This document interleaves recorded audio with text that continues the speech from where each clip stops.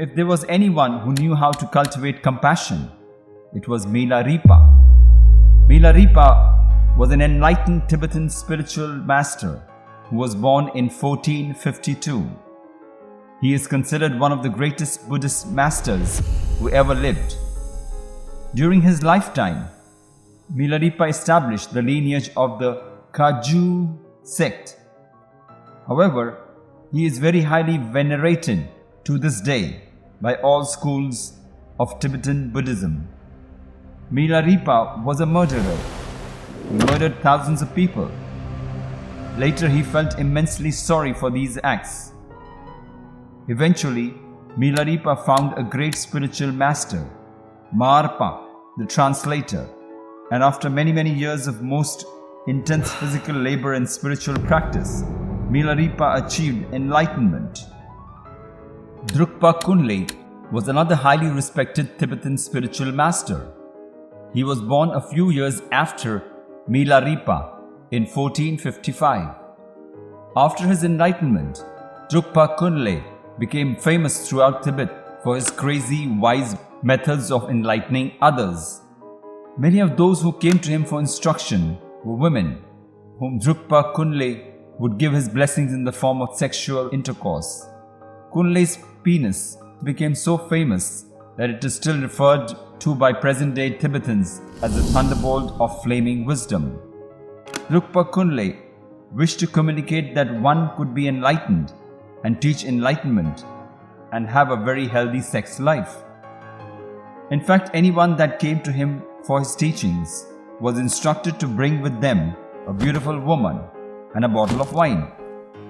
Drukpa Kunle was known for other outrageous behaviors such as walking around naked, offering his testicles to a visiting holy man, and painting penises on the monastery walls. And yet, Drukpa Kunle is considered by Tibetan Buddhists as one of the greatest enlightened beings who has ever lived. Out of these stories of Milarepa and Drukpa Kunle, it is Milarepa's that seems to align with ideas of what the enlightened life might look like. Milarepa was a murderer. Milarepa repented and went on to do spiritual practice very intensely for many years. Milarepa achieved enlightenment, and because of that enlightenment, Milarepa went on to live a good life. Drukpa Kunle's story is a little harder to understand, especially when we learn that Drukpa Kunle killed people after his enlightenment. Can you be enlightened and still get drunk and have lots of sex? Can you be enlightened and kill or hurt people? Can you be enlightened and be a bad person? Can you be enlightened and be unethical? What would the life of an enlightened person look like exactly? To begin to answer these questions, we first need to ask, what is enlightenment? Enlightenment is the radical and unshakable insight that there is absolutely no person. There is no you. Your sense of being a separate self is an utter illusion. Therefore, no one can become enlightened because enlightenment is seeing clearly. There is no one to get enlightened. Sailor Bob Adamson, one of the very few Western students of the highly regarded Indian spiritual teacher, Nisargadatta Maharaj, and now in his 90s, tells those who visit him at his home in Melbourne, Australia, if you have a choice between $1 million and enlightenment, pick the $1 million. At least with the $1 million, there will be someone there to enjoy it. This is the central paradox of enlightenment. No one sees that there is no one. Nothing actually happens. If you believe you were a cat, and then one day you stopped believing you were a cat, what has changed? Did you go from being a cat to being transformed into a human? No, nothing happened. The fact is, you were never a cat.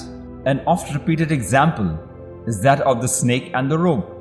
You get startled walking on a path because you see a snake. You jump back in terror. Then you realize that it is only a piece of rope. Instantly, you relax. What happened? Nothing. You merely perceived things as they actually are. Nothing changed. Nothing happened. So the question becomes, How can I perceive that there is no separate self? How can I be enlightened? You can't. There is no you. There is no such thing as an enlightened person. If someone says, I am enlightened, they are deluded. The Buddha, merely days after his awakening, was asked by a group of monks he met on the road, "What have you attained?" He replied, "I have attained nothing.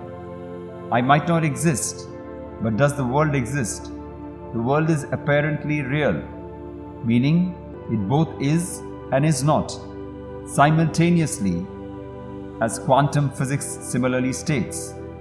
However, the I or sense of separate self is completely unreal. The I or the sense of separate self is utterly illusory. If the I existed, then show it, point to it. You can't. No one can, because it doesn't exist." Most radically, truly, and ultimately, the sense of I am, the sense of awareness or consciousness, the very sense that you exist, is a mere brain-generated illusion. Nisargadatta Maharaj suggests that you meditate on the sense of I am until you realize the illusory nature and non-existence of the I am, or the sense that you exist. You absolutely do not exist, and the world is only apparently real. There is no thing, there is only this, and there is no one to know what this is. There is only pure mystery. Can you show me something, anything outside of this? Everything is empty.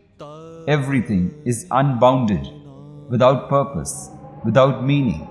There is only freedom, or vast unboundedness. There is nothing you can do, because there is no you.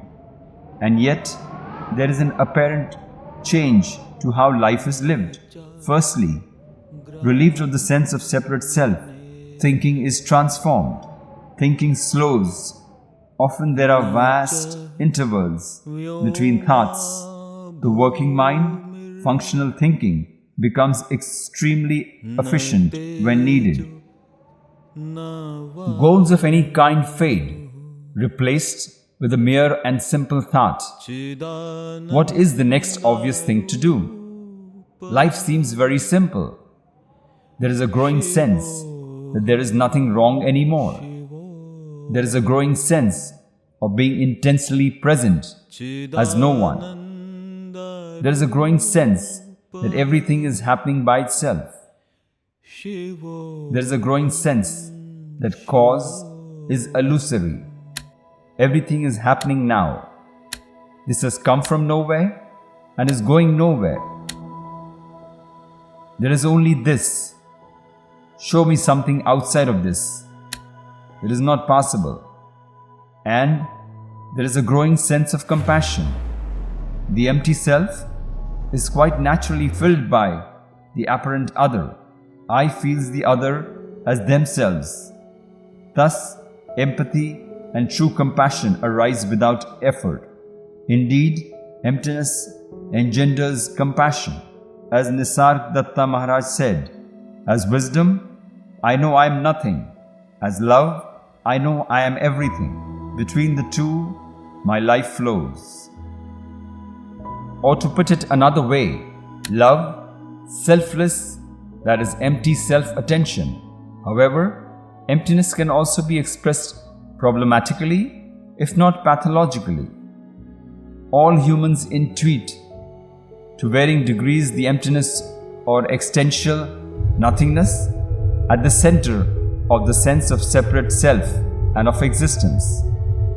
In the West, the intuition of emptiness, expressed in Western philosophy, often as nihilism, is conceived as lack. This inherent sense of lack, according to the scholar David R. Loy, is seen as needing to be overcome or obsessively filled. This explains the West's hyper-consumerism, narcissism, and obsession with things and status. We obsessively spend our days in the desperate attempt to fill with consumer goods the void, intuited at the center of existence. The East, even though becoming more and more westernized every day, has traditionally seen emptiness not as lack but as pure potentiality. That is to say, emptiness is seen as pure allowing, that which allows anything at all to exist. Emptiness is seen as the generative ground from which anything at all can arise.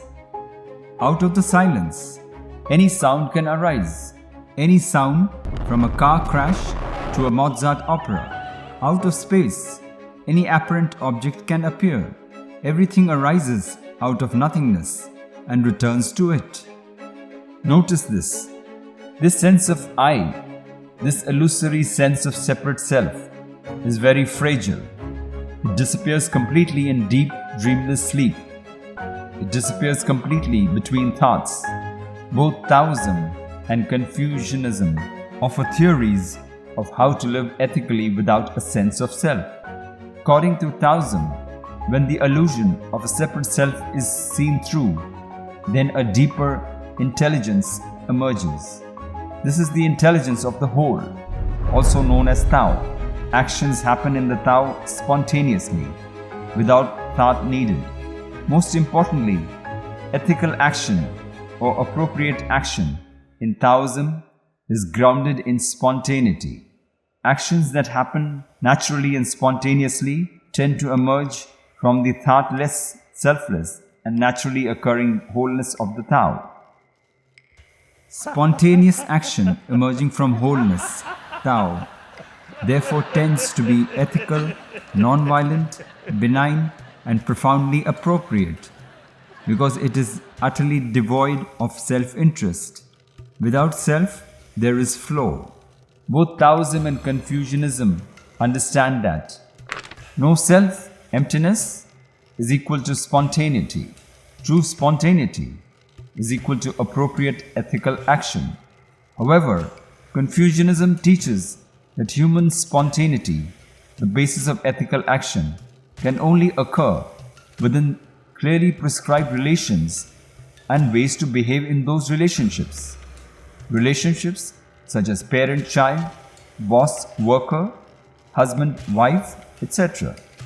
The Confucius approach and its stress upon the importance of prescribed relations in the allowing and expression of spontaneity has filtered down culturally to many Asian societies.